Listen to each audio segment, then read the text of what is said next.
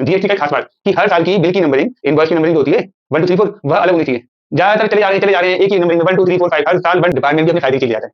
Department भी जो चीज उसको चाहिए भाई उसके फायदे की मतलब क्या है, आपने गलतियां की हैं और आपने कानून का उल्लंघन किया है, डिपार्टमेंट उसी को आपसे मांग रहा है। हर चीज डिपार्टमेंट मांग रहा है आपसे। आपने नहीं कहा कि आपने अपने जो आपका एम्प्लॉई है उसकी टाई टैक्स दी ये नहीं कह डिपार्टमेंट। आप चाहे टाई उसकी टाई लेके चेहरे टंगाओ, चाहे टाई नाक पे टंगाओ और चाहे टाई उसकी पीछे बनवाओ, उससे मतलब नहीं है। आप चाहे उसके बाद जो साइकिल से जाओ, हवाई जहाज से जाओ या हेलीकॉप्टर से जाओ, डिपार्टमेंट को उससे मतलब कोई नहीं। डिपार्टमेंट से मतलब है आपके अकाउंटिंग से और आपके आउटपुट से जो आप टैक्स दे रहे हो। डिपार्टमेंट भी आपको सब कुछ एक बार में सब वसूल लेता है।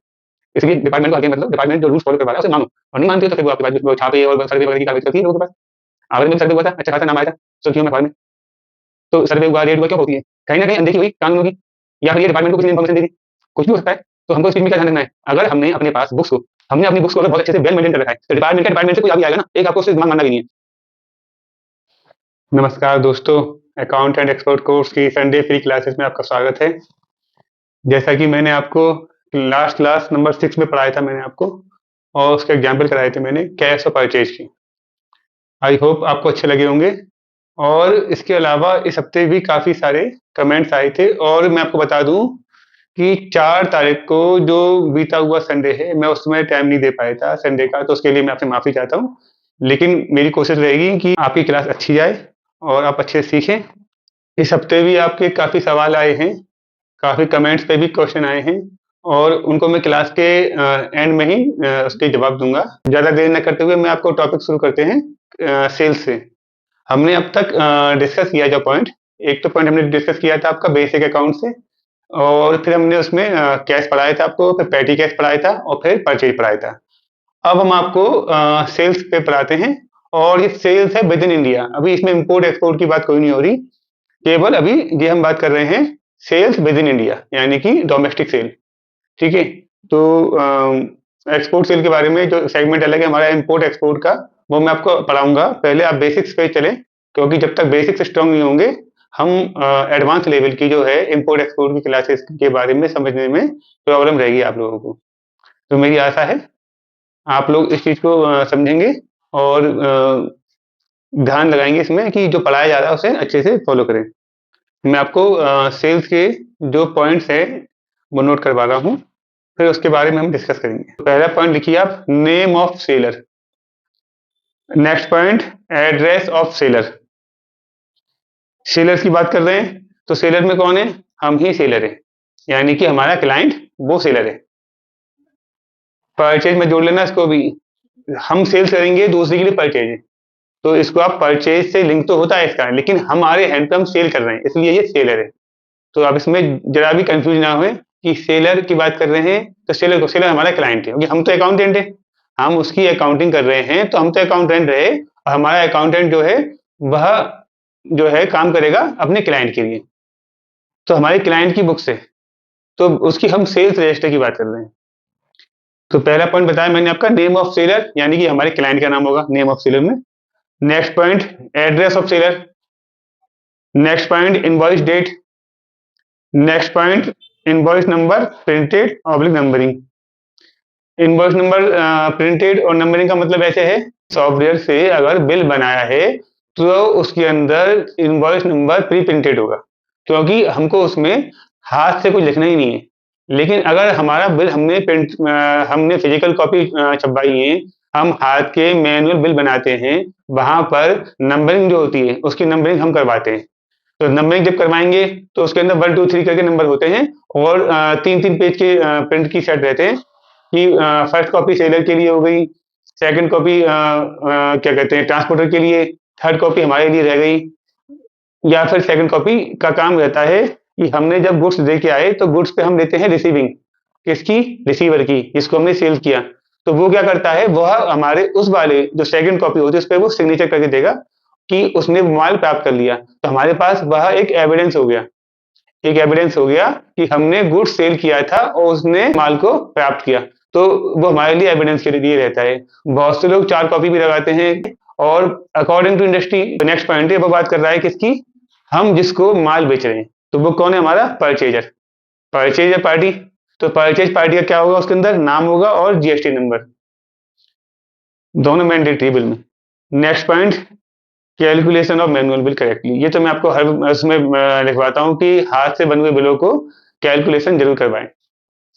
Next point, narration of entries should be match with invoice. ये तो मैंडेटरी हर बार है कि अगर हमारी नरेशन है तो वह बिल की इनवॉइस के हिसाब से होनी चाहिए। नेक्स्ट पॉइंट लिखिए आप, द इंटर स्टेट और intra state by correct GST I N. Next point लिखेंगे हम, goods value is less than 50,000 no e way bill. अगला point, goods value is more than 50,000 e way bill compulsory even for less than 1 kilometre distance. पहले point से शुरू करते, पहला point है name of seller. तो इसमें मैंने आपको बताया था नेम ऑफ सेलर का मतलब क्या हुआ, नेम ऑफ सेलर, ये कौन है, आर क्लाइंट।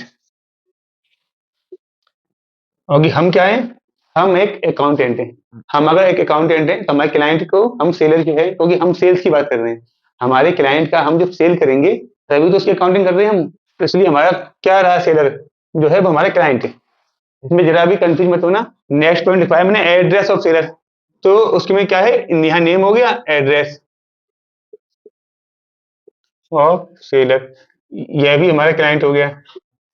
आप कहोगे सर ये चीज आप जो लिखवा रहे हो कि ये नेम ऑफ सेलर और एड्रेस ऑफ सेलर, इसका मतलब क्या है, मतलब ये है किसी भी इनवॉइस का ये पार्ट होते हैं बिल में, सेलर, परचेजर, कंसाइनी, इस तरह से रहता है। तो उसमें तीन पार्टी भी हो जाती हैं, पर नॉर्मली दो पार्टी रहती हैं, सेलर और परचेजर।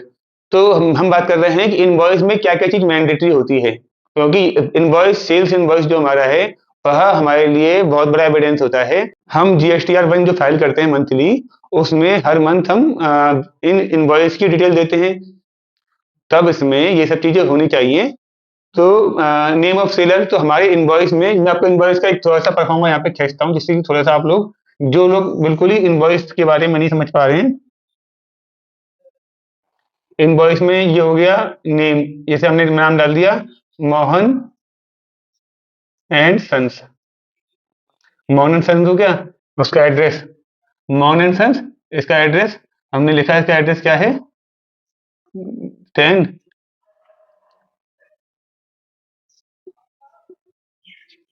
मेरी रोड।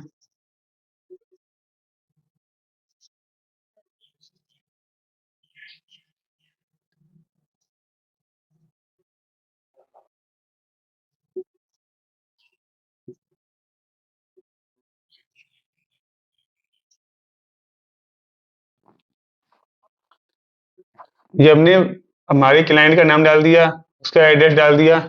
अब इसके बाद हमने क्या क्या पड़ेगा इसके अंदर, इनवॉइस डेट। अब देखो इसमें एक तो पार्ट हो जाता है इसका डिटेल का पूरा पूरा, ये हमारे जो क्लाइंट का, फिर इसके बाद डिटेल आती है पार्टी के नाम की, जिस पार्टी को हम सेल, ये नाम तुम्हारा हो गया। अभी इसके अंदर जीएसटी आई नंबर, जीएसटी ये पड़ेगा इसके अंदर, नंबर ये वाला। अपने मोबाइल नंबर बढ़ जाते हैं, मोबाइल नंबर, टेलीफोन नंबर, इसमें आपको जो भी और भी other details, other details,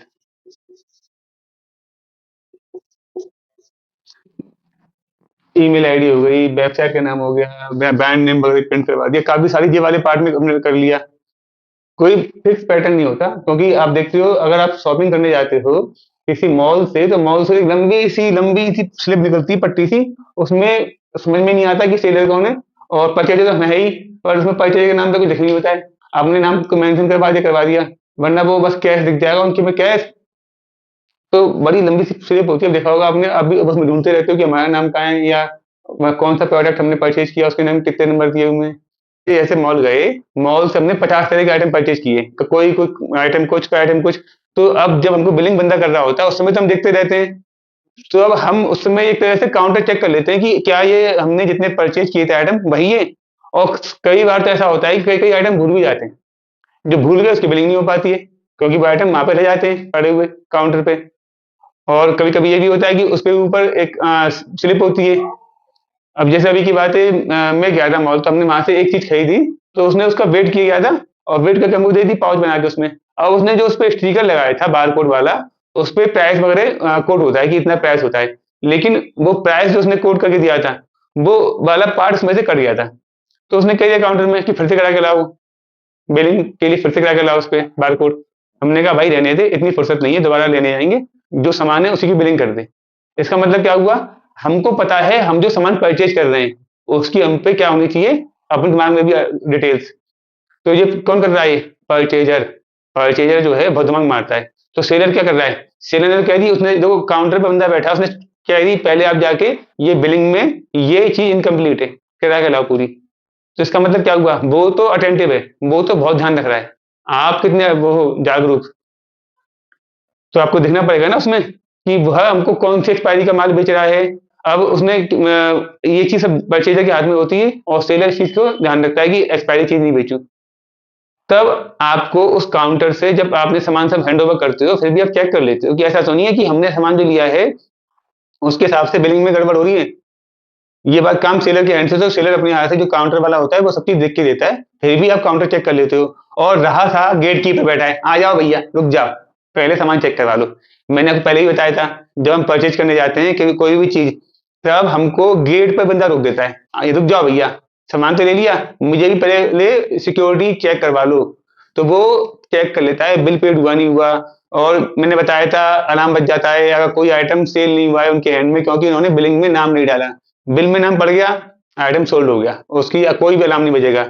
item sold नहीं हुआ, अमाउंट पेमेंट नहीं हुआ है, तो अब वो आइटम में अलार्म बज जाता है गेट पे। तब सेलर के हैंड में कितने सारे सिक्योरिटी चेक लगे हुए हैं, तो परचेजिंग तो करेगा कि जितनी आइटम खरीदे उसमें रहेगा डिटेल्स पूरी। ये बात समझ में आ रही है ना कि बिलिंग में कैसे कैसे रहता है, तो उसमें इतनी लंबी बिलिंग में लोग चेक नहीं कर पाते। तो ये तो बहुत सिंपल बिल है, इसमें तो आप इजीली समझ पा रहे होंगे। हमारे से मतलब हमारे क्लाइंट का नाम, हमारे क्लाइंट का नाम हो गया, उसका जीएसटी नंबर होगा क्लाइंट का, मोबाइल नंबर, टेलीफोन नंबर और एड्रेस हो गया, अदर ईमेल आईडी, वेबसाइट, जो भी उसको डिटेल्स रखनी है वो सकता है, अपना कोई लोगो होगा, कोई ट्रेडमार्क से यहाँ पे वो लगा सकता है। ये वाला पार्ट कर दिया उसने। और कोई पैटर्न फिक्स नहीं है, कोई पैटर्न फिक्स नहीं है कि कहाँ पे आपको नाम डालना है। जीएसटी बस ये कहता है कि आपको अपनी डिटेल्स ऐसी रखनी है जो कि अच्छे से दिख जाए, विजिबल हो क्लियरली, किसी को मिसगाइड ना कर रही हो। तो इसलिए बहुत अच्छा सिंपल रहता है, सबसे ऊपर अपना नाम डाल दो तो आपको गलती नहीं होगी। तब यहाँ पे हो गया बात, ये बात पार्ट हो गया, सेलर की बात कर रहे हैं। ये बात बात कौन सी हो गई, हमारा कस्टमर, क्योंकि हम बात कर रहे हैं सेल्स की, तो हम कस्टमर की बात करेंगे।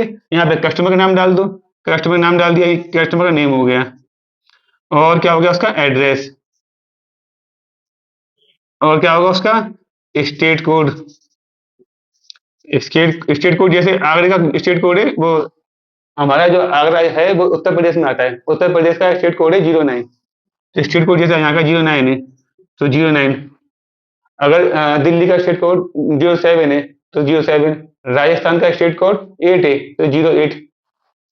तो ये स्टेट कोड हो गया। फिर इसके बाद जीएसटी नंबर, जीएसटी नंबर ये हो गया। तो नाम, पता, जीएसटी नंबर, स्टेट कोड, ये सब मैंडेटरी रहता है। और इसमें कुछ जगह ऐसा होता है कि ये हो गया इससे ना, यहाँ पर भी कहते हैं डिटेल भर लो, कंसाइनी वाला मामला, कंसाइनी लिख देते हैं कंसाइनी। तो कंसाइनी वाले मामले में भी यहाँ पे लिख देते हैं सेम, ज्यादातर सेम ही चलता है। बहुत ही कम लोग होते हैं कि वो अलग करवाते हैं कि साहब हम खरीद के आगे माल को किसी और को बिकवाएं, ज्यादातर सीधे खरीदते हैं माल। ये वाला कॉन्सेप्ट भी है कि आपने माल खरीदा किसी से और दूसरे को माल बिकवा दिया, आपका उसमें कमीशन से आ गया, कहीं पे कमीशन आ गया, कहीं पे आपका अपने थोड़ा सा प्रॉफिट लेके आपने किसी से 50 रुपए की बिलिंग कराई अपने नाम में, पर आपने कहा कि ये वाला बिल आप जो है माल तो मेरे नाम पे बिल टू कर दो और शिफ्ट टू पार्टी के नाम में कर दो। ये कैसे हो रहा है, मैं आपको उसका एग्जाम्पल बताऊं तो अभी रिसेंटली की बात थी, एक पहली बार एक थे उनका ईबे बिल बना पहली बार लाइफ टाइम में। आप कहोगे सर ईबे बिल तो सर जानते ही नहीं है, तो आप बस समझ लो कि मैं क्या बता रहा हूँ, इसमें चीज थोड़ी सी समझ लो, बिल टू शिफ्ट का मतलब क्या होता है। जीएसटी जीएसटी में कॉन्सेप्ट एक कि आपने जिस व्यक्ति को माल बेच रहे हैं उसने कहा कि मेरे पास जो माल आप भेज रहे हैं वो मेरे पास तो है, माल आने की बात, पेमेंट मैं ही करूंगा, लेकिन मेरे जो 4 बंदे बैठे हुए हैं अलग अलग दुकानदार, वहां पे जाके वो वाला माल आप दे दीजिए, पेमेंट मैं ही करूंगा सारा। तो बिल टू शिफ्ट टू ऐसे होता है, बिल टू शिफ्ट टू। तो बिल टू इसको हो गया पार्टी का नाम, जी शिफ्ट टू हो गया कंसाइनी। इसमें इस तरह से होता है, कंसाइनी हम हो गए, मेन जो मतलब मेन बायर तो हम ही है भाई, अल्टीमेट बायर तो हम ही है। तो यहाँ पर जो बंदा होगा दूसरा जो बिल टू शिफ्ट वाला होता है मामला, यहाँ पे हो गया बिल टू देखो समझ में जिसको नहीं आ रहा होगा मुझे आप भेज देना, मैं बता दूंगा आपको अच्छे से। बिल टू शिप टू, ये बहुत चलता है जब ईबे बिल बनाते हैं। जब हम ईबे बिल बनाते हैं ये बहुत चलता है। तो ये हो गया पार्टी का नाम, काफी लंबा खींचा देखो इसी में सेल्स में। अब इनवॉइस डेट, अब इसके बाद फिर अब नीचे थोड़ा सा हम स्पेस और दे दें, क्योंकि देखो अभी तो हम डिटेल अपनी भरी। पार्ट जो बिल इतना सिंपल सा बिल दिखाई देता है आपको, छोटा सा इनवॉइस सिंपल दिखाई देता है ना, उसमें कितनी सारी बारीक चीजें लोग जानते भी नहीं। इनवॉइस के अंदर जो जो बारीक चीजें हैं वो चीज आप समझ लोगे तो आपको दिक्कत भी नहीं आएगी कभी भी। इनवॉइस में क्या क्या चीजें जरूरी रहती हैं हम उसकी बात कर रहे हैं। हमने बताया यहाँ तक हो गया। हमारा नाम, हमारा एड्रेस, हमारा नंबर जीएसटी का, मोबाइल नंबर, टेलीफोन नंबर, ये पार्टी का नाम हो गया, पार्टी का स्टेट कोड हो गया, जीएसटी नंबर हो गया। और फिर हमने इसमें डिटेल क्या भरेंगे, हमने एक डिटेल भर देते हैं इसमें ईबी बिल की भी। ईबी बिल कोई है, ईबी बिल के बारे में भी ये बता दूंगा आपको मैं, फिलहाल में उसके बारे में भी कुछ नहीं कह रहा, बस ईबी बिल नोट कर लो। ईबी बिल जीएसटी का कॉन्सेप्ट है, यहाँ पे बस इसके बारे में डिस्कस किया जाएगा, ज्यादा नहीं थोड़ा सा। EB bill number, EB bill की डेट वगैरह यहाँ पे आपने मेंशन कर दी। अपना यहाँ पे इनवॉइस नंबर पढ़ना है, हमारा जो है इनवॉइस नंबर, अपने इनवॉइस नंबर अपना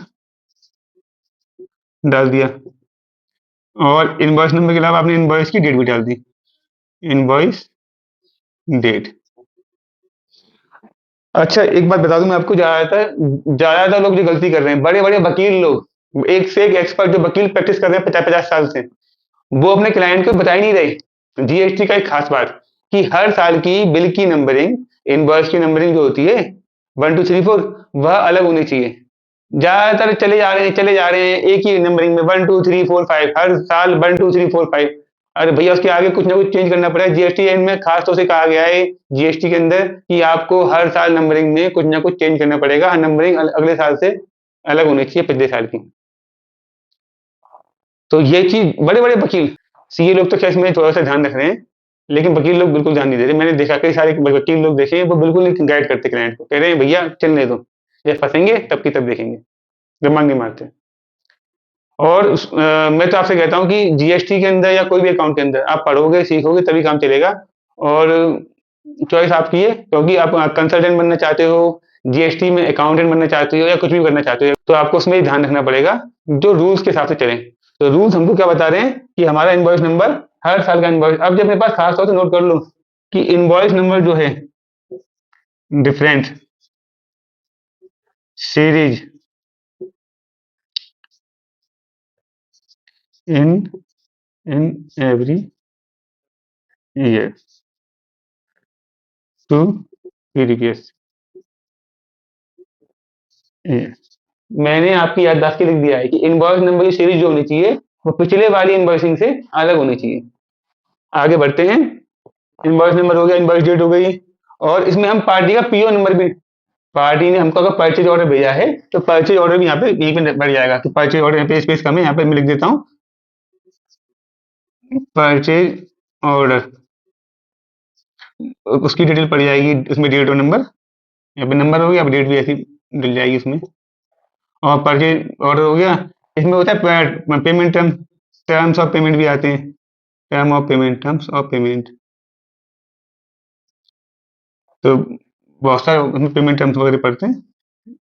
इस तरह से काफी सारी जो नंबरिंग होगी, एक नंबरिंग वाला पार्ट, ये वाला पार्ट समझो, जो पूरा एक ही पार्ट समझो, ये वाला पार्ट एक साथ हो गया, ये पार्ट अपने आप में अलग हो गया, ये अलग हो गया। अब जो ये सेलर की बात कर रहे हैं, ये कस्टमर की बात कर रहे हैं, और ये हमारी डिटेल्स, इसमें हमारी डिटेल्स आ गई, इसमें पार्टी की डिटेल्स आ गई, इसमें टर्म्स भी हमने लगा दिए। तो इस तरह से बिल में देखो कितनी सही चीजें हो गई। क्या आप कोई परचेज करते जाते समय इतनी चीज देखते हो कि इतनी सही इनवॉइस में हमारी चीज आ रही है? नहीं देखते लोग, ज्यादातर लोग देखते ही नहीं है कि क्या हो रहा है, बस चीज खरीदी लेके आ गए। देख तो लो भाई उसमें क्या क्या चीज उसमें लिखी है, हमारा नाम है कि नहीं। सबसे बड़ा काम होता है अकाउंटेंट का ये चीज, कि हम जब सेल कर रहे हैं तो सामने वाला व्यक्ति जो परचेज कर रहा है उसका नाम प्रॉपर डालें, नाम डालें, उसका एड्रेस डालें, और उसका जीएसटी नंबर डालें। अगर जीएसटी नंबर आप गलत डालते हो पार्टी का तो उसको लॉस हो जाएगा। क्यों लॉस, कैसे होगा, उसका नाम नहीं होगा तो जीएसटी में वो आईटीसी क्लेम करने का हकदार नहीं है। ये बहुत बड़े शब्दों में लिखा हुआ है कि आपका नाम और जीएसटी नंबर दो चीज मैंडेटरी है। इस चीज को लोग इग्नोर कर रहे हैं, देख ही नहीं रहे, कह रहे हैं कि क्या करना है, कुछ फर्क नहीं पड़ता। पर जब फंसते हैं तब वही कहते हैं भाई साहब लिख के दे दो अगली बार के लिए।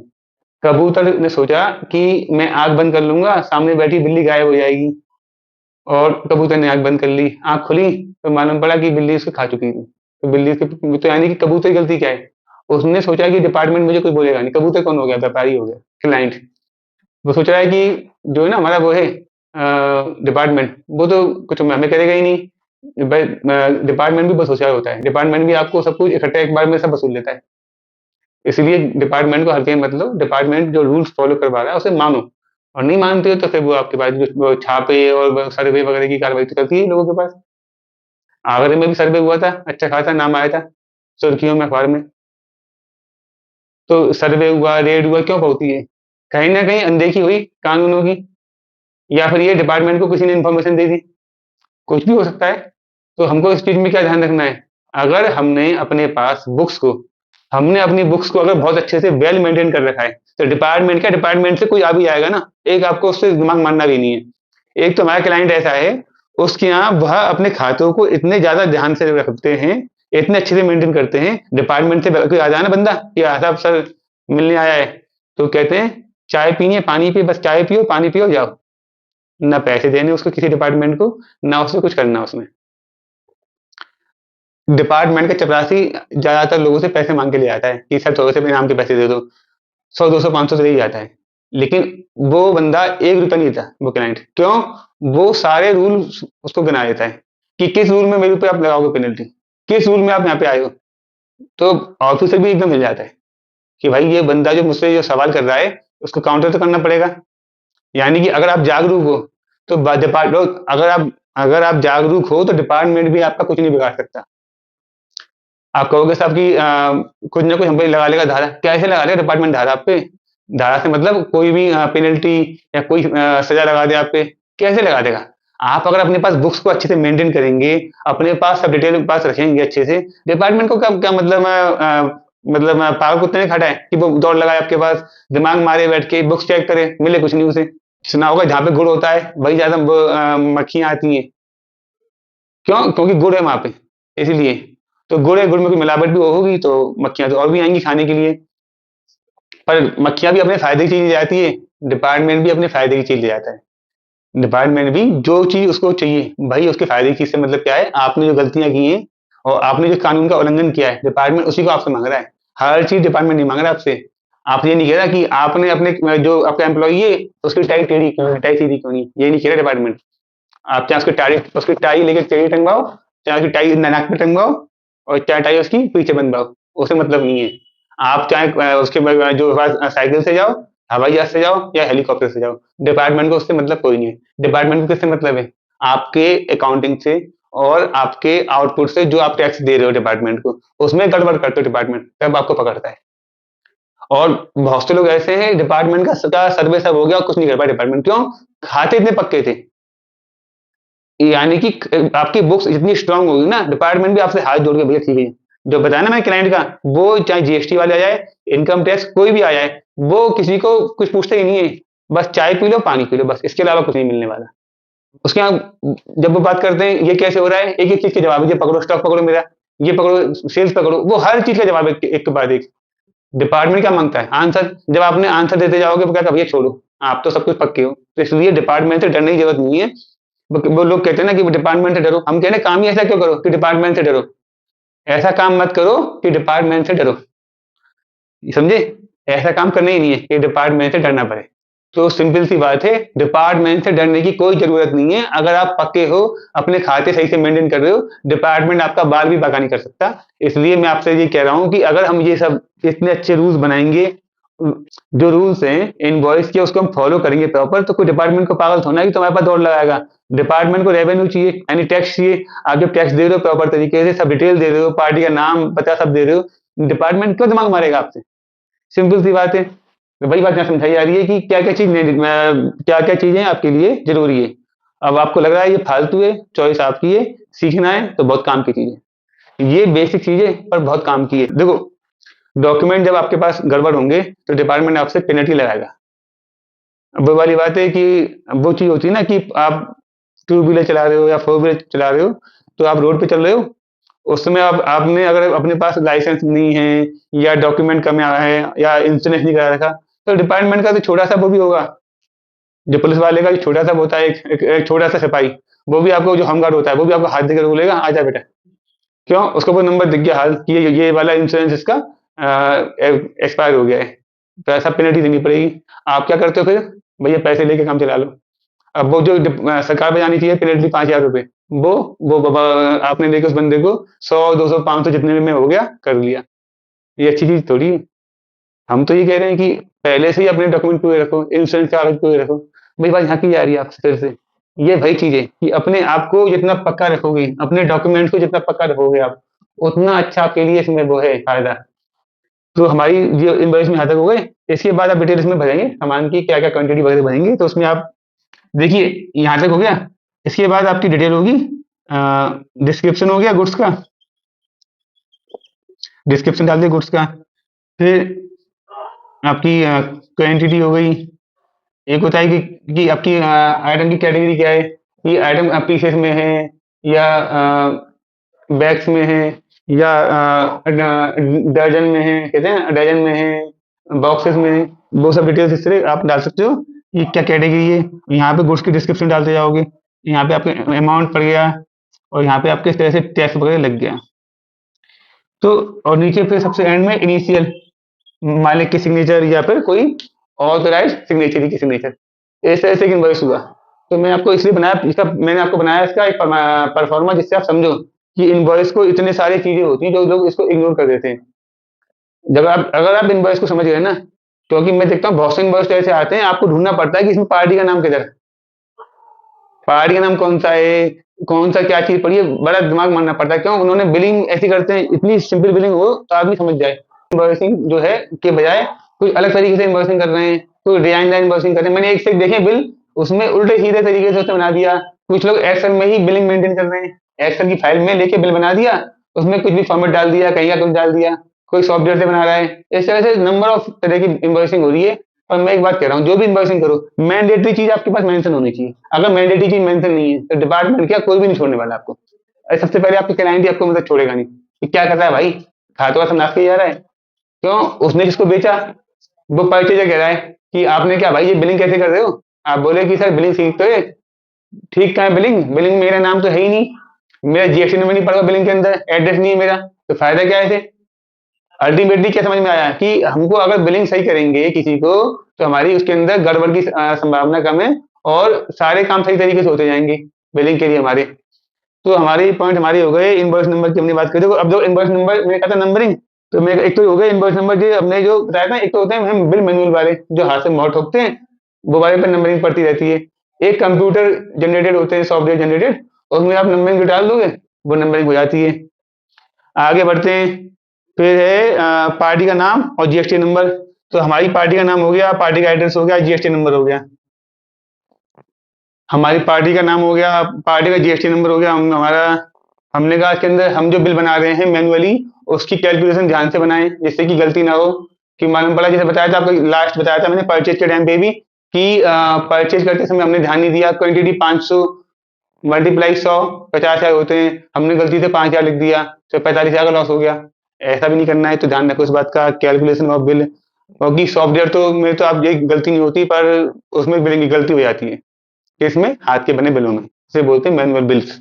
नेक्स्ट पॉइंट, इंटरस्टेट और इंट्रास्टेट बाई जीएसटीएन। ये बहुत खास तौर से बात है। अगर हम किसी को बिलिंग कर रहे हैं, किसी को हम इनवॉइस इशू कर रहे हैं, तो हम क्या देख के करेंगे इनवॉइस इशू? पहली चीज क्लाइंट का नाम और उसका जीएसटी नंबर। अब मैंने अभी यहाँ पे कहा था 09 हमारा स्टेट यूपी का है।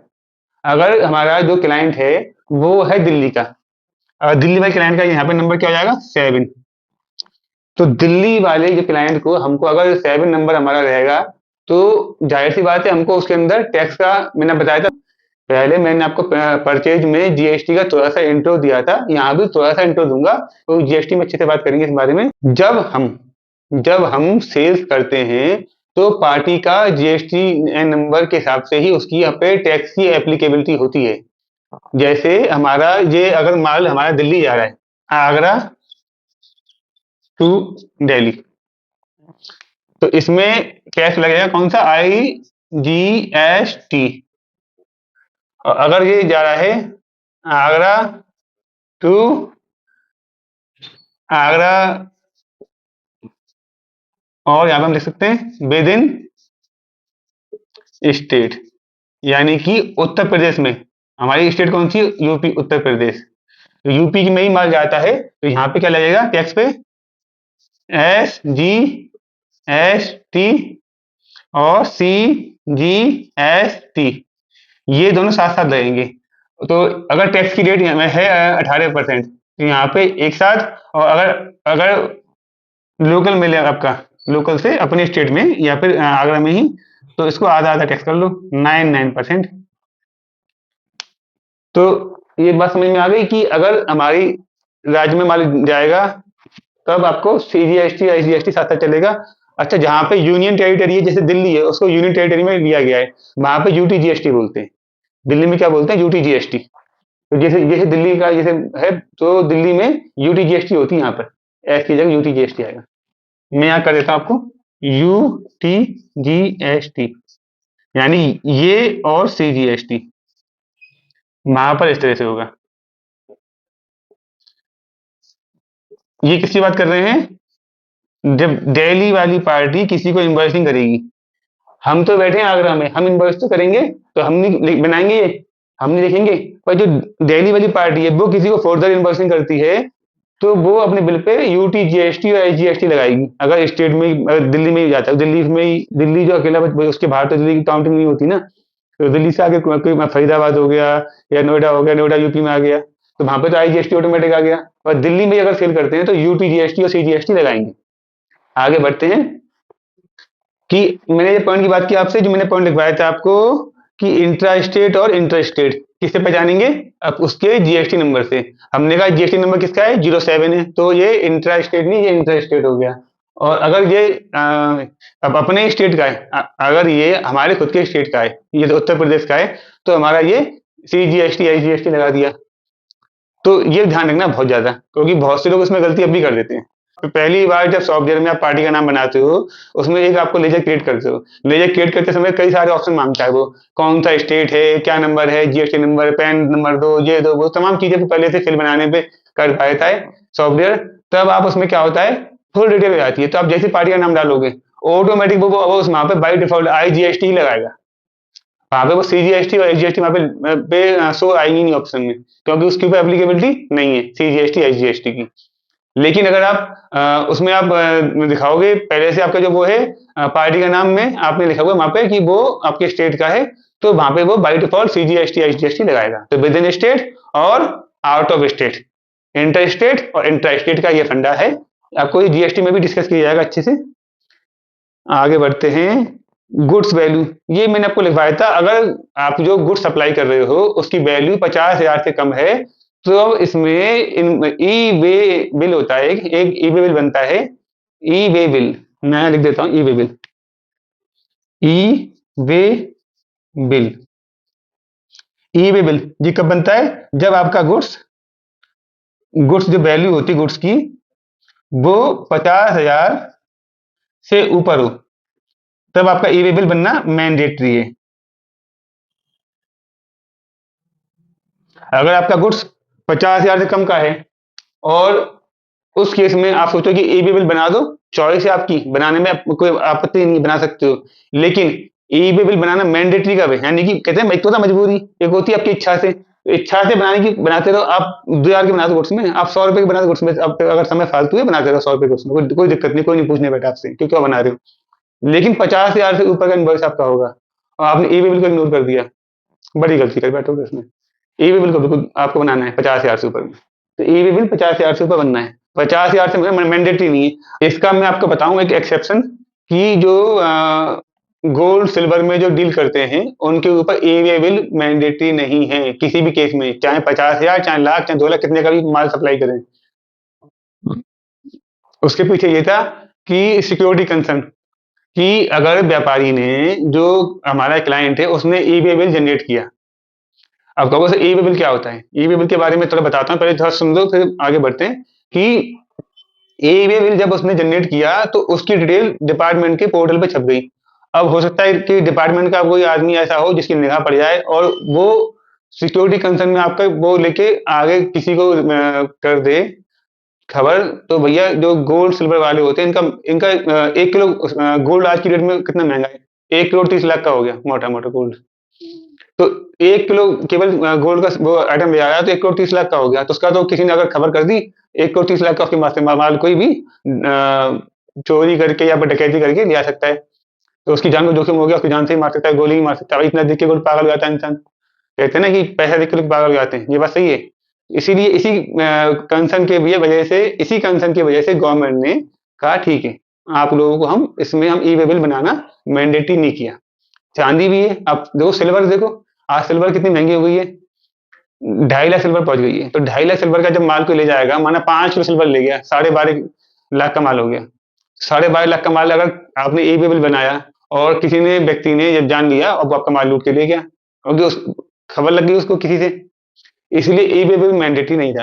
हाँ, ई इनवॉइसिंग होती है, जो कि 5 करोड़ के टर्नओवर से ऊपर ई इनवॉइसिंग का कॉन्सेप्ट है। तो वो तो है, पर उसमें एक फायदा है कि वो एक डिपार्टमेंट के पास जाके ट्रैक नहीं कर रहा। वो है तो वहां पर, छप तो वहां पे ऑनलाइन रहा है पोर्टल पे, पर वो थोड़ा सा एक सेफ है। और जो ई वे बिल है, ये भी सेफ तो ये भी है, पर इसकी डिटेल जो है आम तक पहुंच रही है। आम से मतलब आम जो हमारे डिपार्टमेंट का ऑफिसर है। ये बात समझो ना, अगर कोई ऑफिसर या कोई चपरासी माँ का कोई गलती से उसने मिस्टेक कर दी, या उसने किसी को बता दिया, अरे वहां पे तो आज 5 करोड़ का माल जा रहा है गोल्ड का, अभी ई वे बिल देखा है, मजाक में कह दी किसी से, और उस बंदे ने, हो सकता है सुनने वाले ने इसको लेके मिसयूज कर दिया उसकी इन्फॉर्मेशन को, क्या होगा, किसी के 5 करोड़ जाएंगे, उस चपरासी की नौकरी चली जाएगी। किसका लॉस? का व्यापारी का, उसकी जॉब चली गई। और किसका फायदा हुआ? उस चोर का, जो माल चुरा के ले गया या फिर डकैती करके ले गया।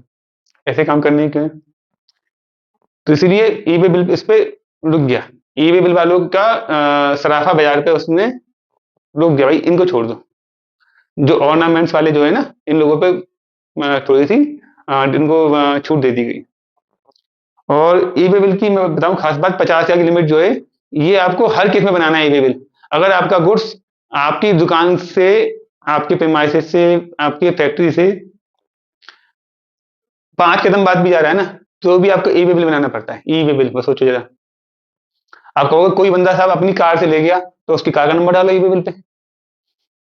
कार का नंबर डालो ई वे बिल पे। आप कहोगे सर पे क्या क्या नंबर आएंगे? ऑटो का नंबर जाएगा, आपने कहा साहब बड़ा गुड्स से, ट्रक का नंबर जाएगा, जैसे ही वाहन वैसे नंबर जाएंगे। वो कहेगा वो माल ले गया, छोटा सा होता है वो रिक्शा, जो हाथ से रिक्शा चलाते हैं, तो रिक्शा पे नंबरिंग होती नहीं है, तब वो बच जाएगा उस वाले एक्सेप्शन में साहब की ज्यादा वैल्यू तो ज्यादा थी 50-60 हज़ार रुपए की, पर गुड्स ऐसा नहीं था जिसमें कोई ई वे बिल के लिए हमको नंबरिंग नहीं थी किसी की। फिर भी कुछ व्यापारी मजबूरी में कर लेते हैं कि भैया छोटे मोटे नंबर वो डाल ही देते हैं, कि क्यों ऐसे लोगों से पकड़ो, माल की से नंबर ही ना हो, तो इसलिए वो नंबर पकड़ते हैं। अब कहोगे सर ई वे बिल में सर नंबर का काम क्या है? ई वे बिल पे मैं बता दूं आपको, ई वे बिल के अंदर एक उसमें दिया होता है जगह कि ट्रांसपोर्टर का नाम दीजिए, ट्रांसपोर्टर का जीएसटी नंबर भरिए। आपका जीएसटी नंबर पार्टी का नहीं है, तो आप क्या भरोगे? उसका नंबर तो भरोगे, गाड़ी का, गाड़ी का नंबर भरोगे। तो गाड़ी का नंबर आ गया ना, बस वही चाहिए डिपार्टमेंट को कि आप किस गाड़ी से माल गया। बहुत से लोग करते हैं ना कि माल ही नहीं भेजा, और जो सुनाए जो कि जीएसटी में खबर आती रहती है कि साहब फर्जी इनवॉइसिंग हो रही है, वो वही होती है कि माल किसी को नहीं भेजा, बस बिलिंग यहाँ से बिल काट दिया, यहाँ से बिल काट दिया, वहां से वो दिखा रहा है बिल काट दिया, और टैक्स की चोरी कर रहे हैं। ये करना गलत है ना। इसीलिए सरकार ने बनाया ये नियम कि आप ई वे बिल बनाएंगे, संग में उसमें गाड़ी का नंबर भी लिखेंगे। कल को गाड़ी ने अगर किसी के यहाँ चेकिंग करने बैठे, तो वो नंबर वाली जो गाड़ी है उसको बुलाया जाए, और देखा उसमें वो नंबर कि भाई उसने आपके यहाँ से माल ले गया था, तो माल का उसने आपसे पेमेंट लिया होगा, पेमेंट की भी एविडेंस होंगे। उसके यहाँ की जो ट्रांसपोर्ट की बिल्टी होती है, आपको मैंने बिल्टी पढ़ाई थी पहले, ट्रांसपोर्ट की बिल्टी होती है, तो ट्रांसपोर्ट की बिल्टी भी उसमें लिखा होगा, बिल्टी कब गई। यह एक फिजिकल गुड्स ट्रांजेक्शन की एक एविडेंस है ये वाले। इनकम टैक्स वगैरह जब जो डिपार्टमेंट आपसे पूछता है ना, वो इन्हीं की बात करता है। फिजिकल आप पे कोई एविडेंस है कि आपका गुड्स गया है? हाँ सर एविडेंस है, ये इस ट्रांसपोर्ट से गया है, देखिए ये ट्रांसपोर्ट का माल गया था इस डेट को। तो ये एविडेंस की मैंने बताया था पहले भी, एविडेंस इतने ज्यादा स्ट्रांग होते हैं ना, इन एविडेंस की वजह से आप किसी को भी अपने आप को बचाने के लिए, एविडेंस में किसी को भी आप अपने आप को बचा सकते हैं। कोई भी आया आपसे, आपको एविडेंस के बल पे धोखा देने के लिए, तो कहेंगे साहब ये एविडेंस ये दे, आप देखिए और जाइए, किसी का काम नहीं है। और डिपार्टमेंट से भी आता है ना आदमी, उससे अब ये कहते हैं डॉक्यूमेंट ये पकड़ के देख लीजिए और जाइए। सिंपल सी बात है, अगर आपके पास सब कुछ पता है आपको कि मैंने कहाँ-कहाँ सही तरीके से काम करना है, मैं कह रहा हूँ कहाँ-कहाँ सब जगह सही तरीके से काम करो तो गलती का चांसेस नहीं है। जब चोरी नहीं करोगे तो पकड़ने वाला क्यों पकड़ेगा? और वो पकड़ेगा तो मैं बता दूँ आपको वैसे भी जितने भी डिपार्टमेंट है, कहाँ पकड़ते हैं जहाँ पैसा मिलता है इनको, टैक्स का। अगर किसी पे गए, उसके बाद टैक्स का पैसा एक नहीं मिल रहा, तो उनको डाँट नहीं मिलेगी ऑफिसर से कि आप क्या देख के गए थे? आपने इतने समय तक इसकी रेकी की, इतनी जानकारी जुटाई और टैक्स एक रुपए का नहीं मिला, तो फ़ायदा क्या है इतनी मेहनत करने से? क्योंकि बता दूँ आपको कोई भी इनकम टैक्स का सर्वे होता है, छापा पड़ता है, जीएसटी का छापा पड़ता सर्वे होता है, इसमें ख़ास तौर से ये बात देखी जाती है कि कितना रुपया आपने टैक्स का कलेक्शन किया। अगर आपने टैक्स का कलेक्शन नहीं किया है, तो कोई वैल्यू नहीं है आपके जाने की। कोई भी डिपार्टमेंट इसलिए तभी आगे बढ़ता है कहीं पे छापा मारने के लिए, सर्वे करने के लिए, जब वो अपने पास बहुत सारे एविडेंस लेके बैठा होता है कि हाँ, कि हमारे पास इतने एविडेंस है कि हम इनसे टैक्स वसूल सकते हैं और गवर्नमेंट को फायदा हो सकता है।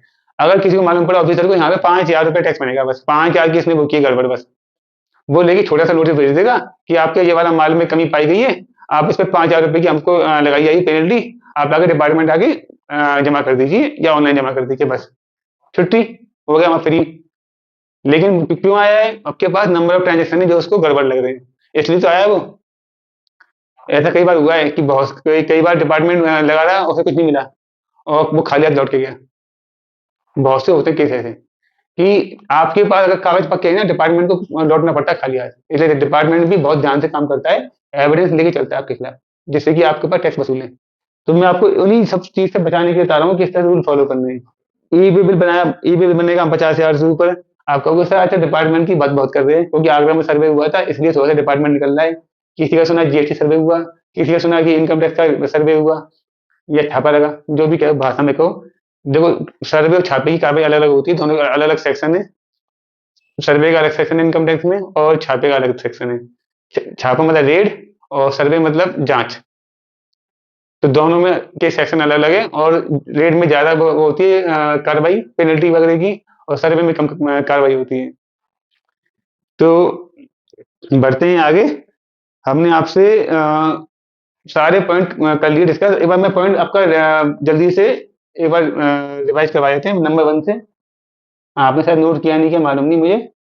देखिए मैंने आपसे लिखवाया था नेम ऑफ सेलर, नाम होगा सेलर का, फिर एड्रेस ऑफ सेलर लिखवाया था। अगला पॉइंट था इनवॉइस डेट, इनवॉइस डेट हमारी यहाँ पे आ गई, ये इनवॉइस डेट, इनवॉइस नंबर हो गया। फिर मैंने लिखवाया था आपको उसके बाद पार्टी का नाम, पार्टी का नाम आ गया ये वाला, name, address, GST number party का।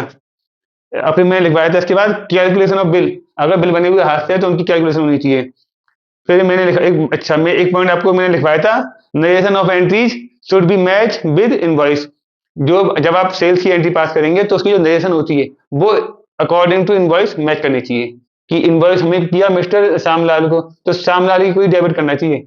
और उसकी जो बिल नंबर की जो चीज बताई थी, बिल नंबर 15 है, बिल नंबर 15 बिल डेट, ये सब पड़ा होना चाहिए प्रॉपर तरीके से, यानी कि सेल्स से मैच करनी चाहिए जो आपकी नरेशन है। अगला point inter state intra state. हमने कहा था कि अगर हमारा गुड्स होगा विद इन स्टेट यूपी में तो एसजीएसटी सीजीएसटी लगेगी, और गुड्स होगा दूसरे स्टेट में तो आईजीएसटी लगेगी। अगला पॉइंट क्या है,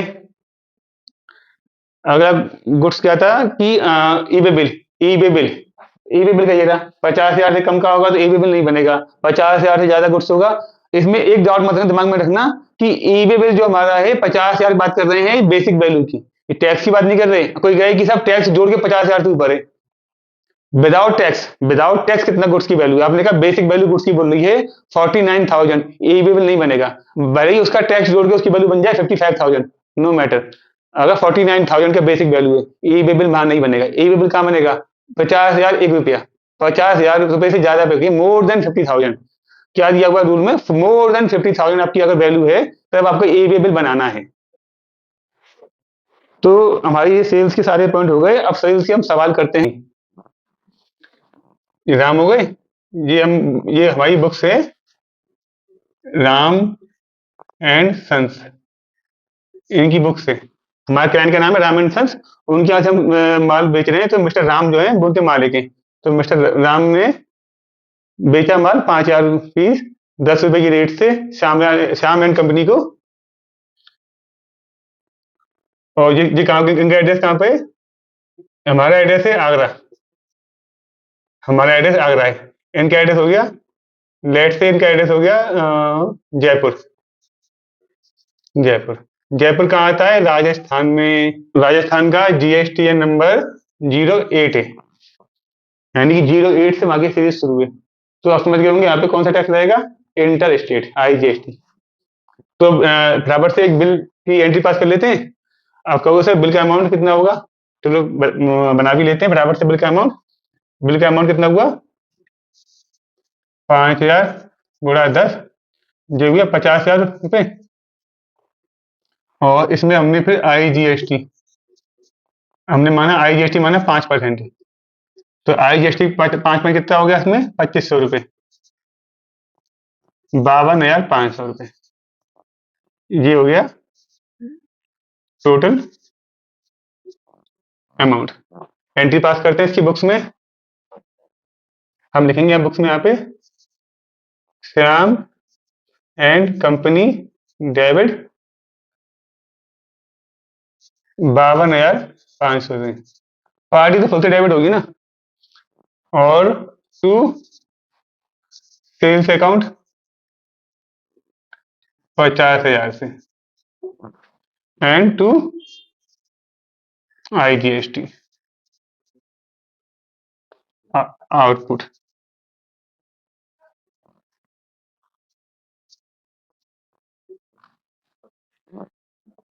इसकी नरेशन लिखेंगे, बीइंग इनवॉइस नंबर 15, डेट आज की कर देते हैं 11 जनवरी 26।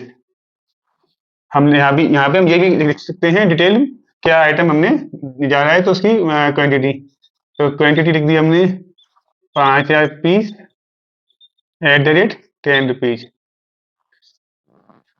आप ये इसमें ये भी मेंशन कर सकते हो ये कैश पे है, क्रेडिट पे, यानी कि आपने मान लीजिए नगद बेचा है, उधार पे है, कितने दिन की उधारी है।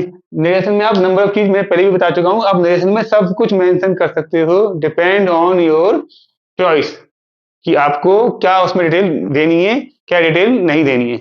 लेकिन डिटेल आपकी मैच करनी चाहिए परफेक्टली, किससे? एंट्री से, ट्रांजेक्शन से। तो हमारी एंट्री पास हो गई, Shyam and company debit to sales account to IGST output. तो देखो हमारे पास इनके अब नामकरण कर दे, कौन कौन से अकाउंट क्या क्या पड़ रहे हैं। तो इसमें जो नाम डालेंगे तो देखो श्याम एंड कंपनी ये हो गया पर्सनल अकाउंट, याद है कुछ मैंने बताया था पर्सनल। सेल्स हो गया नॉमिनल, GST हो गया IGST, ये है तो अकाउंट हमारा ये नॉमिनल, पर क्योंकि इसके अंदर क्या है, ये हमारी बात करता है असेट की लायबिलिटी की, तो ये नॉमिनल ही माना जाएगा। लेकिन क्योंकि इसको कैरी फॉरवर्ड करना पड़ता है, बस है नॉमिनल। बहुत से लोगों को डाउट है कि रियल अकाउंट, रियल अकाउंट कहाँ से भाई, रियल अकाउंट तो है ही नहीं। नाम दे दिया IGST कंपनी से, क्या हम इसको मतलब देख पा रहे हैं? नाम है बस IGST का, एसेट नहीं है, लायबिलिटी है। हमने बात की थी कि हमारी जो एसेट्स होती है उनको हम रियल अकाउंट में लेते हैं। तो आप कहोगे सर फिर तो ITC इनपुट को तो लेंगे एसेट में? नहीं भाई, वो भी नहीं लेंगे, क्योंकि वो भी एक नॉमिनल है, वो उससे सेटअप होती रही, खत्म होती रहती है, तो इसलिए इसमें नॉमिनल में रहेगा। पर्सनल अकाउंट का रूल क्या था? Debit the receiver, debit the receiver हो गया। नॉमिनल का क्या था? All profit and gains should be credit, तो सेल्स की हमने, तो उससे फायदा होगा तो हमने क्रेडिट कर दिया नॉमिनल में। IGST आउटपुट लायबिलिटी, ये हम पे लायबिलिटी है, हमने करेक्ट कर दिया, तो हमको ये जमा करनी है। तो हमारे लिए खर्चा नहीं है, हमने बस इन पार्टी से हमने पैसे लेके 2500 रुपये आगे जमा करने, हम पे लायबिलिटी है, तो इसलिए जो नॉमिनल का रहेगा उसमें अकाउंट का। इसके बाद आप कहोगे सर ये तो अकाउंट था जिसपे GST है, इंटर स्टेट वाली। अगर सर माल इंटर स्टेट ना हो, विद इन स्टेट यानी इंट्रा स्टेट का होता है, क्या एंट्री पास होगी? उसमें एंट्री पास बस जो होगी, IGST की जगह CGST IGST हो जाएगा। मैं आपको बता देता हूँ, अगर यहीं पे अगर सवाल में ये श्याम एंड कंपनी इनका एड्रेस, अगर मैं एग्जाम्पल 2 कर लेते, चलो question number 2।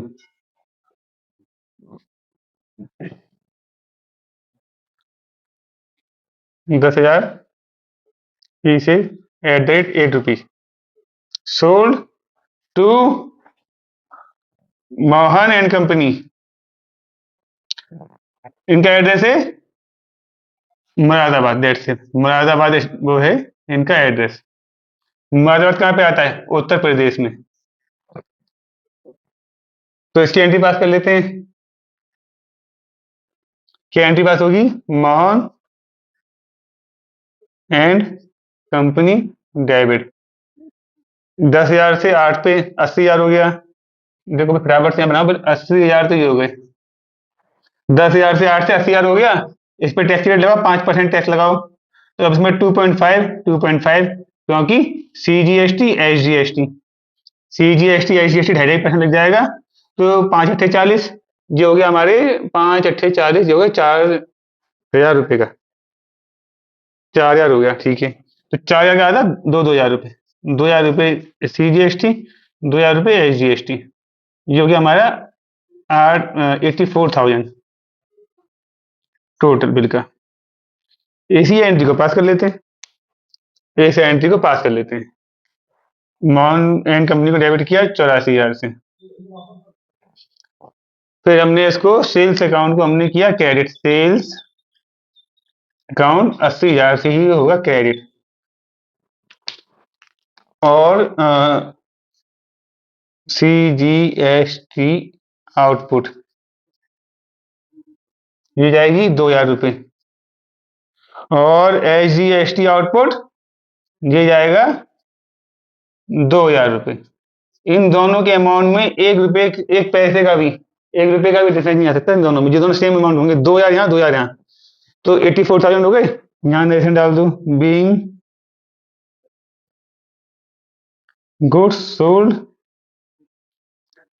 Wide invoice number मान लो 120, डेट डाल दो इनवॉइस की, मान लो इनवॉइस डेट डाल दो 15 जनवरी, डेट डाल दो भाई, आगे की कोई आफत थोड़ी आ रही। क्वांटिटी भी डाल दो,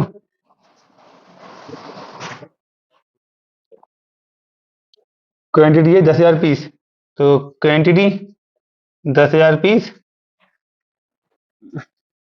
@8 रुपीज ईच। अब देखिए कितना इजी सवाल हो गया। 10,000 पीस हमने बेचे 8 रुपए की रेट से। मोहन एंड कंपनी को मुरादाबाद एड्रेस है उनका, उत्तर प्रदेश में आते हैं। तो उस पे मोहन एंड कंपनी को हमने डेबिट किया 84,000 से। हमने बिल की यहाँ कैलकुलेशन की थी, 10,000 पीस 8 रुपए से 80,000 के हो गए। 2.5% CGST या SGST लगा, तो 2.5% से 2,000 रुपये इसके, SGST के 2,000 रुपये 84,000। हमने लिखा मोहन एंड कंपनी को हमने 84,000 से डेबिट कर दिया। फिर हमने सेल्स अकाउंट को 80,000 से क्रेडिट किया, क्योंकि हम पे सेल्स 80,000 की गई, हमसे गुड्स गया वो 80,000 का गया। टैक्स से हमें मतलब टैक्स तो हमें जमा करना है। टैक्स पार्टी से हम वसूल इसलिए रहे हैं क्योंकि डिपार्टमेंट ने कहा आप जो भी माल बेचोगे टैक्स वसूल है उस पर, टैक्स वसूल तब दोगे, ऐसे नहीं आप बस उठा के बस माल बेच दिया, टैक्स वसूलना भूल गए, भूल जाओगे तो जेब से टैक्स दोगे आप। ये बात खास है डिपार्टमेंट की, ऐसे नहीं होता। और तो हमने सेल्स अकाउंट को 80,000 से किया, CGST आउटपुट को हमने 2,000 से, और SGST आउटपुट को 2,000 से। सिंपल है। हमने 84,000 का यहाँ पे एंट्री पास की इस तरह से। मैं डिटेल भी डाल दी, being goods sold vide invoice number 120, date 15 जनवरी 26, आगे भाई डेट है बराबर मानो। अभी तो भाई डेट कहाँ से लाऊंगा मैं, आज की डेट में होगी। ये वाला बिल मैंने काटा 11 तारीख को, आज की डेट थी, तो ये बिल तो मुझे आगे की डेट में काटना पड़ेगा ना। आप कहोगे सर लॉजिक पीछे क्या? लॉजिक यही वाला है कि अगर मैं एक ही पार्टी के खाते कर रहा हूँ तो उसका बिल नंबर 15 के बाद बिल नंबर 120 आएगा, तो वो क्या सेम डे में आ जाएगा? आ सकता है उसके बाद दिन में बिलिंग नंबर ऑफ बिलिंग करते रहता है। दिन भर में कोई आदमी अगर 200-250 बिल काटता होगा, उसके बाद तो ऐसा हो सकता है। पर अगर किसी के यहाँ पर डे 15-20 बिल कट रहे हो, तब जाके उसके बाद तो लॉजिक बनता है यहाँ पे। और मैं लेके उसमें लेके दिखा दूं, लेके एकदम से लेके बिल नंबर 15 यहाँ पे, बिल नंबर 10 यहाँ पे, तो आप भी कहोगे सर क्या कर पा रहे हो आप, पार्टी तो आपकी एक ही है, पार्टी चेंज कर देते, या तो पार्टी अपनी सिम चल रही है ना। मेरा जो क्लाइंट है वो तो एक ही है। ये बात क्लियर है, ये बात कि ये हमारा क्लाइंट है जिसका हम अकाउंट कर रहे हैं।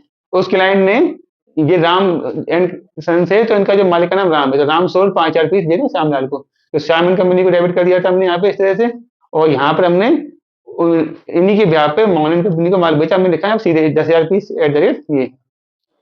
तो आपको ये इंटर स्टेट का IGST वाला सवाल समझ में आया होगा, और जो विद इन स्टेट का सवाल था SGST CGST में समझ में आया होगा। मेरे हिसाब से आपको इसमें कोई डाउट रहना नहीं चाहिए सेल्स में। अच्छा, इसमें कुछ लोगों का सवाल होगा कि सर अगर ऐसा हो कोई व्यक्ति GST में रजिस्टर्ड ही ना हो, या वो जीएसटी में रजिस्टर्ड होने के लिए एलिजिबल ही ना हो। जैसे मैं बताऊं आपको, बुक्स, जो लोग टेक्स्ट बुक्स बेचते हैं, टेक्स्ट बुक्स क्या होती है? किताबें, किताबें होती हैं, जो स्टडी बुक्स होती हैं, उनके ऊपर जीएसटी एप्लीकेबल नहीं है। जब जीएसटी एप्लीकेबल नहीं है तो आदमी जीएसटी नंबर लेगा नहीं। तो अब कहोगे सर, तो उसके पास कोई कैसे व्यापार शुरू करेगा? व्यापार शुरू करने की गौ सरकार ने दिया हुआ है, आप व्यापार शुरू कर सकते हो, कोई दिक्कत नहीं है। आपको बस क्या करनी है, आपको बस अपना काम शुरू करना है। तो जो किताब बेचने का काम है, किताबों पर जीएसटी लगती नहीं है। तो किताब बेचने वाले व्यक्ति के पास ना तो जीएसटी की लायबिलिटी है, ना जीएसटी नंबर लेने की वो है, जीएसटी नंबर लेगा। हाँ, किताब बेचने के अलावा वो कुछ आइटम और बेचे जिसपे जीएसटी एप्लीकेबल है, वहां पर उसको जीएसटी नंबर लेना पड़ेगा। लेकिन किताब अगर वो बेच रहा है केवल प्योर बुक्स ओनली, और कुछ नहीं इसमें कर रहा है कोई भी चीज के अलावा, कोई जीएसटी लायबिलिटी नहीं है। चाहे वो 5 करोड़ की सेल कर ले, चाहे वो 10 करोड़ की सेल कर ले, कोई लिमिट नहीं है। ये बात बहुत से लोगों को मालूम नहीं है। बहुत से गुड्स अभी एग्जाम गवर्नमेंट ने कर रखे हैं कि इनके ऊपर आपको कोई भी टैक्स नहीं देना। जैसे मेडिकल इंडस्ट्री की बात कर लो, मेडिकल इंडस्ट्री में जो डॉक्टर के पास जो कंसल्टेंसी लेने आते हैं पेशेंट, क्या उन पर जीएसटी चार्ज करता है? वो नहीं करता, क्योंकि जीएसटी एप्लीकेबल नहीं है। तो इस तरह से इंडस्ट्री बहुत सी है जिनके ऊपर जीएसटी एप्लीकेबल नहीं है, तो वो लोग भी अपना बिजनेस शुरू करते हैं और काम करते हैं। तो उनके यहाँ क्या होगा, जो सेल कर रहे हैं वो सेल की पर डालेंगे। अगर मैं इसमें कहूँ, अगर ये बंदा रजिस्टर्ड ना है जीएसटी के अंदर, ये बंदा जीएसटी में रजिस्टर्ड नहीं है, तो उसको प्योर सेल करेगा। ये 50,000 का गुड्स है, 50 में बेचेगा, टैक्स का मतलब ही नहीं है। 50,000 से पार्टी डेबिट, पार्टी डेबिट 50,000 से कर देगा, सेल अकाउंट 50,000 से, जीएसटी का अमाउंट खत्म, मतलब ही नहीं है। इनवॉइस नंबर सब रहेगा सेम। क्लियर हो गया ये वाला? मेरे हिसाब से सेल्स ये वाली आपको समझ में अच्छे से आ गई होगी। देखो, एक्सपोर्ट इंपोर्ट वाली जो सेल है उसको मैं अलग सेगमेंट में कराऊंगा। पहले आप बेसिक वाला पार्ट करवाऊंगा आपको, क्योंकि देखिए, जब तक आप बेसिक नहीं करेंगे ना, मैं आपको एडवांस उसमें ले आने में बड़ी आपको दिक्कत रहेगी। बहुत से स्टूडेंट ऐसे हैं जो आर्ट साइड और साइंस साइड के हैं, वो कंफ्यूज हो जाते हैं कि सर ये कहाँ पे पढ़ा रहे हो आप। तो तब इसलिए आपके लिए फायदेमंद ये है कि आप स्टेप बाय स्टेप चलते जाओ। जो स्टेप बाय स्टेप पढ़ते जाता है ना, उसकी दिक्कत कम आती है। इसलिए आपको ये सवाल जो हम करवा रहे हैं, ये करवा रहे हैं आपको इजी मेथड में, जैसे आप समझते जाओ, आगे बढ़ते जाओ। अब आपको इंपोर्ट एक्सपोर्ट के सवाल तो बाद में कराएंगे जब हम इंपोर्ट एक्सपोर्ट पढ़ाएंगे। तो अब हमारे जो पिछली क्लासेस की अब तक के जो हमारे पास जो क्वेरी आई थी, अब की बार तो यूट्यूब पे भी कमेंट्स आए, थैंक यू उसके लिए। आप लोगों ने यूट्यूब पे कमेंट डाले। अब तक तो ये था कि सब मेरे व्हाट्सएप पे कर रहे थे, व्हाट्सएप पे भी आए हैं और यूट्यूब पे भी आए हैं। तो सवाल आए हैं, उन सवालों को डिस्कस करते हैं क्लास का समापन करने से पहले। तो एक आया है, cash deposited in bank more than 10,000। ये कोई उमेश जी हैं मुंबई से, और मुंबई से उमेश जी ने पूछा है, क्या हम बैंक में 10,000 से ऊपर डिपॉजिट करने पे क्या पाबंदी है? नहीं, बिल्कुल नहीं है। उमेश जी, आपको मैंने बताया था कैश इन हैंड की क्लास में कि हम किसी को अगर खर्चा करते हैं, पेमेंट करते समय हमको 10,000 की लिमिट है। आपका सवाल थोड़ा सा उससे लिंक बन भी रहा है कि साहब पेमेंट तो हम बैंक को कर रहे हैं 10,000 का, लेकिन वो बैंक तो आपकी है, अपनी बैंक में पैसे जमा कर रहे हैं। आप कहोगे मैं दूसरी बैंक में पैसे जमा कर रहा हूँ, तो क्या से अलाउ रहेगा 10,000 से ऊपर? तो भी अलाउ रहेगा, क्योंकि आपके पास एक बैंकिंग चैनल से जा रहे हो पैसे कैश जमा कराने के लिए। वो अलग बात है, कैश जमा करने पे बैंक आपसे चार्जेस ले ले, थर्ड पार्टी बैंक चार्जेस कर लेती है आपसे जमा करने को कैश, लेकिन आप कैश में जमा कर सकते हैं पैसे। इस पे भी जो है ना, लोग बाग आपत्ति करते हैं कि भाई कैश में पैसे जमा क्यों जमा करवाएं फालतू में। जैसे मैंने बताया था आपको कि जैसे क्रेडिट कार्ड है, क्रेडिट कार्ड में भी सरकार ने कह रखा है, कोई अगर क्रेडिट कार्ड का पेमेंट कैश में करता है 1 लाख से ऊपर साल के दौरान, तो उसकी रिपोर्टिंग कर दी जाए इनकम टैक्स डिपार्टमेंट के पास कि ये कैश में पेमेंट कर रहा है 1 लाख से ऊपर। तो इसका मतलब क्या है, सरकार चाह नहीं रही आप कैश में लेन देन करें।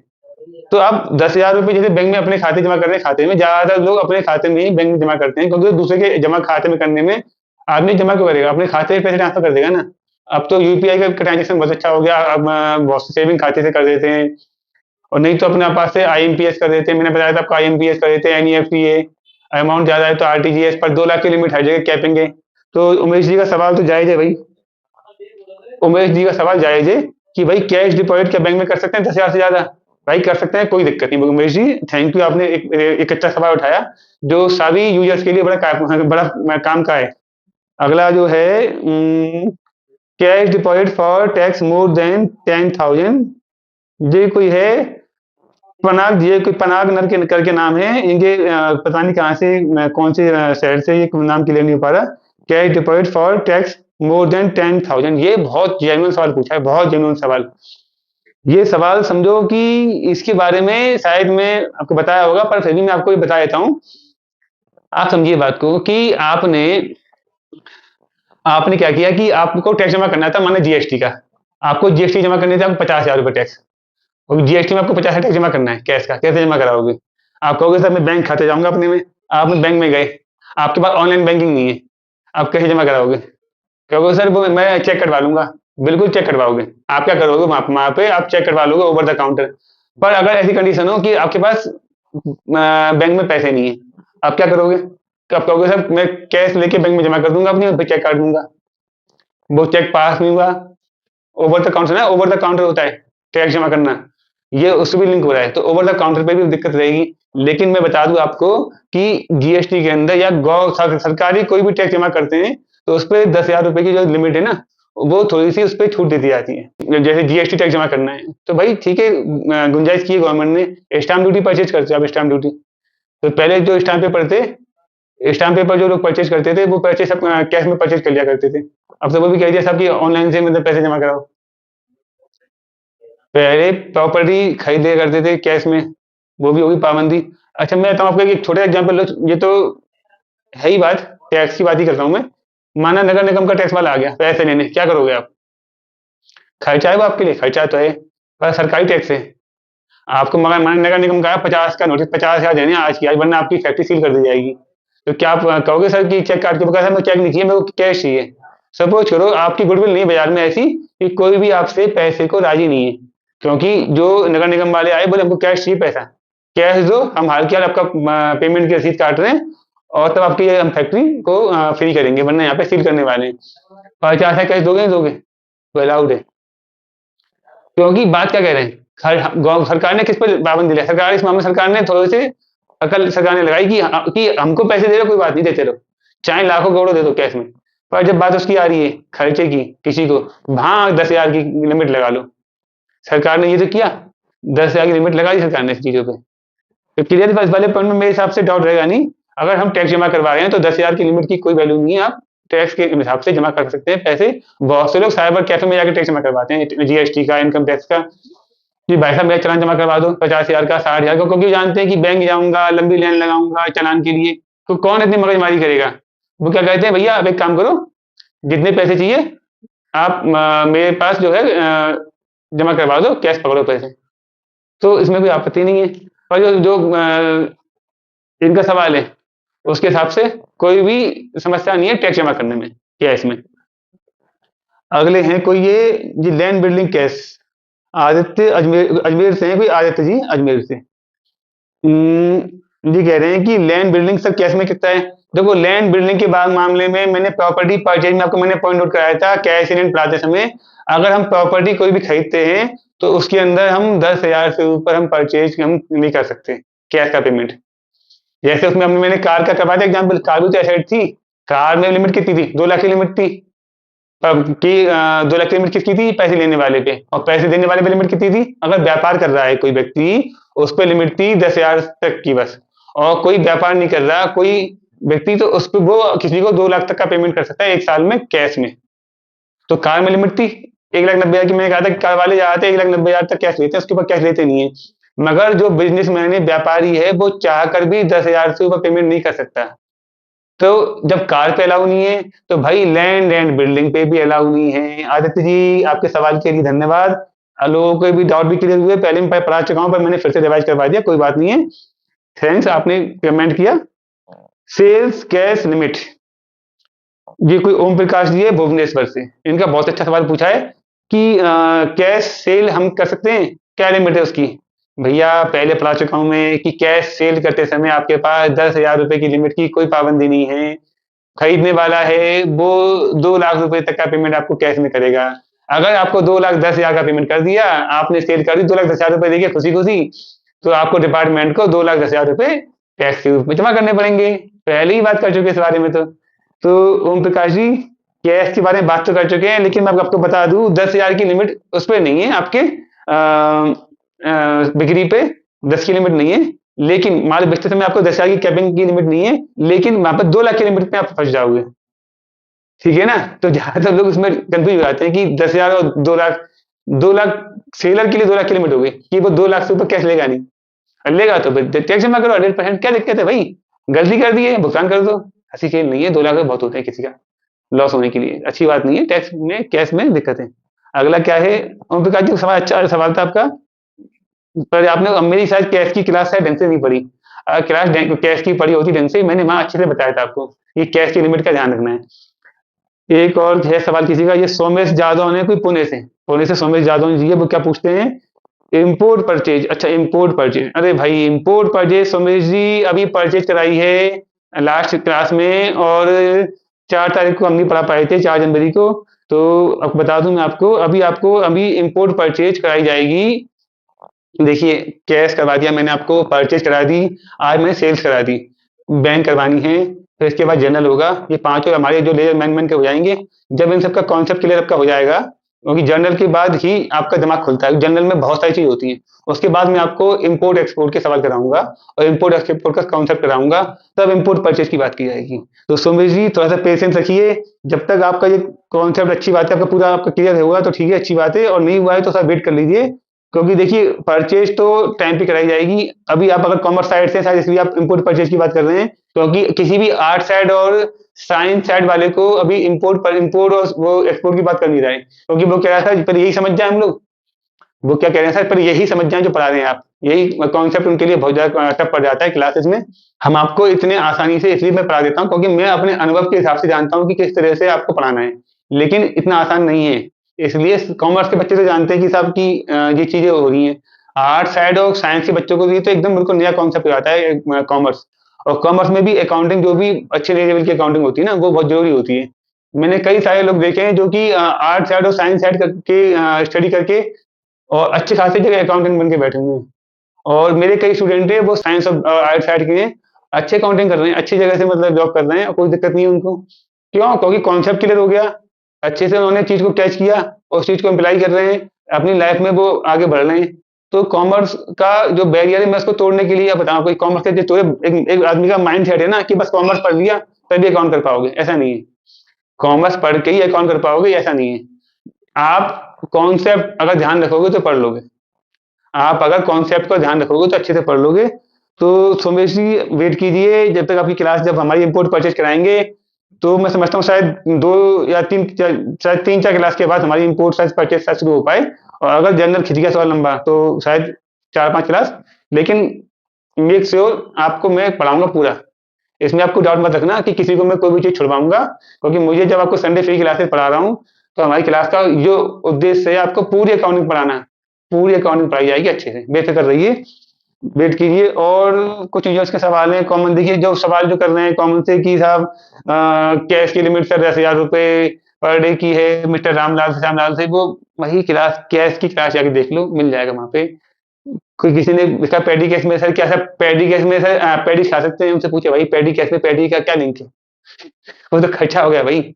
और आप मजाक कर रहे हो तो थैंक यू, आप थोड़ा अपने लोगों के चेहरे पे स्माइल दिलवा रहे हो सवाल पूछ के इस तरह का। तो इस तरह से कोई यूजर्स के खास सवाल नहीं है, कॉमन से सवाल है सबके, जो मैं पहले पढ़ा चुका हूँ, उन क्लासेस को जाकर देखिए। और आई होप आज की क्लास आपको समझ में आई होगी। और इस क्लास में जो पढ़ाया हुआ सेल्स को, आपको मैंने जो इन्वॉइसिंग की जो सिस्टम बताया है, उसे बहुत ध्यान से कीजिए, क्योंकि वो बहुत जरूरी है।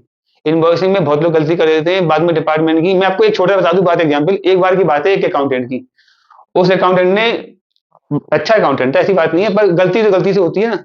उसने क्या किया, वो उस समय एक्साइज चलता था, एक्साइज ड्यूटी उस टाइम पे चलती थी, तो उसने एक्साइज पे, उस समय 6 इनवॉइस में 6 कॉपी होती थी, एक्साइज की इनवॉइस में 6 कॉपी इनवॉइस चलती थी।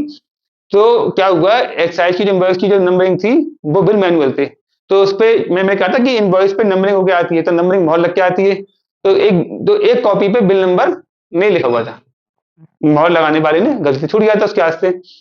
तो क्या हुआ कि उन भाई साहब ने अपनी ओर से, क्योंकि उनको रात का टाइम था, शायद 7 या 8 का टाइम था, 8-9 बजे का, उन्होंने कहा जल्दी घर निकलूं, तो उन्होंने एक्साइज का वो वाला जो होता है बिल, उसको उन्होंने, एक्साइज के बिल को लेके उन्होंने भेजना था फटाफट से, जो एक्साइज का बिल था, तो जिस वाले पेज पर बिल का नंबर नहीं था, उस वाले बिल के नंबर पे उन्होंने पेन से लेके नंबर डाल दिया कि साहब बिल नंबर ये वाला।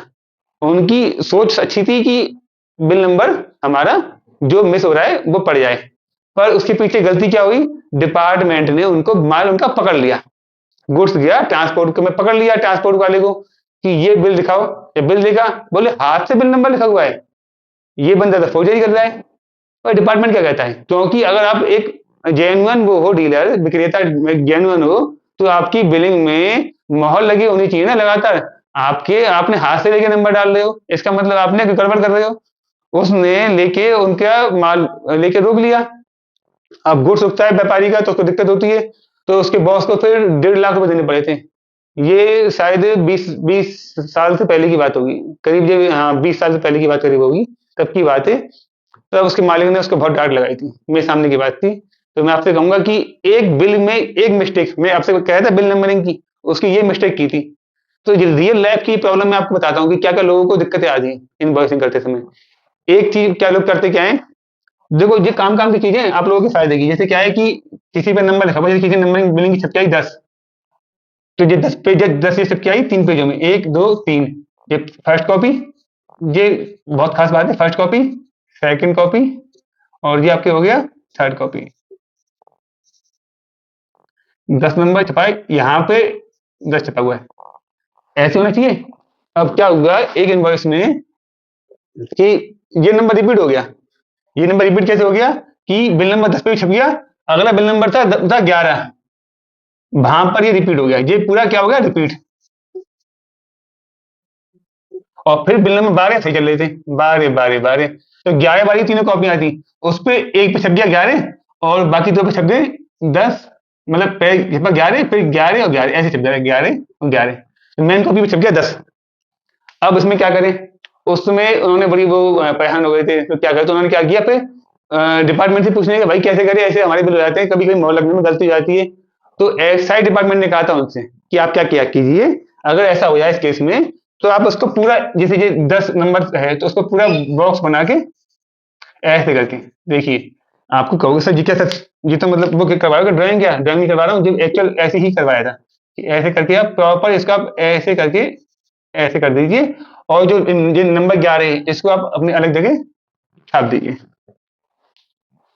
ये रियल लाइफ की वो है सिचुएशन, ऐसे करके नंबरिंग क्या अलाउड करवा दिया, कोई दिक्कत नहीं है, करवा दिए, पर उसने हाथ से लिखवानी नहीं कही है, ये मत कहना हाथ से लिखा है, नंबरिंग करवा दीजिए, जो नंबरिंग गलती हुई है ऐसा करके बॉक्स कर दीजिए, अगर यहाँ पे 10 लिखा था और लेके 11 लिखवा दीजिए नंबरिंग से, ये चीज मान ली जाएगी डिपार्टमेंट में, मंजूरी, इसमें कोई आपत्ति नहीं है।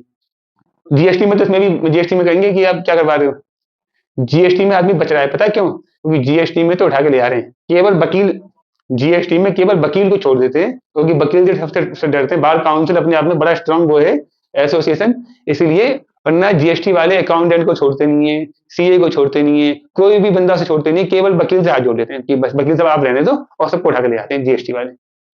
तो इसलिए भैया ध्यान रखो और अच्छे से इस चीज समझो, अकाउंटिंग पढ़ाई जा रही है। और मेरा आपसे एक फिर रिपीट बात, 3 लोगों को भेजिए क्लासेस जिससे वो सीख लें, पढ़ लें। आज के लिए इतना ही, धन्यवाद।